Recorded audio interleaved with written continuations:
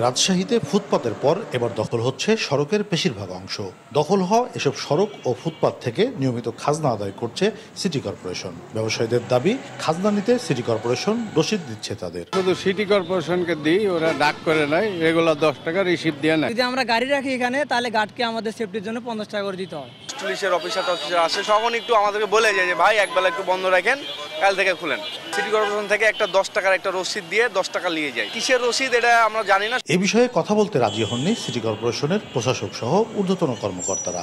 সচিব কিছু না জানার দাবি করেছেন, আর এস্টেট অফিসের কর্মকর্তারা বলছেন তারা উচ্ছেদ করলেও আবার দখল হয়ে যাচ্ছে।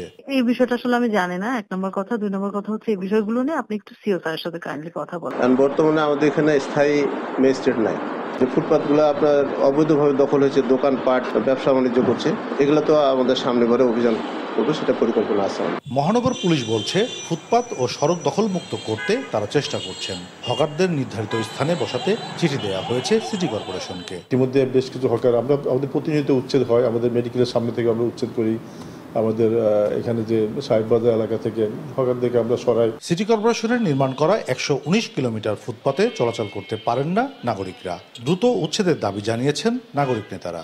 এখন তো কোনো রাজনৈতিক দলের কোনো সংগঠনের নেতা নাই, তাহলে প্রশাসনের নির্বিকার কেন? সরকারকে জনগণ খাজনা ট্যাক্স দেয়, তার চলাচল, তার পরিষ্কার পরিচ্ছন্ন সড়ক এবং তার নিরাপদ সড়ক চাই, কিন্তু এইটা তো আমরা কোনো অবস্থায় দেখছি না। সিটি কর্পোরেশন এলাকায় ফুটপাত দখলে স্থানীয় প্রভাবশালীরা রসিদ দিয়ে টাকা নিয়ে তাতে বৈধতা দিচ্ছে সিটি কর্পোরেশন।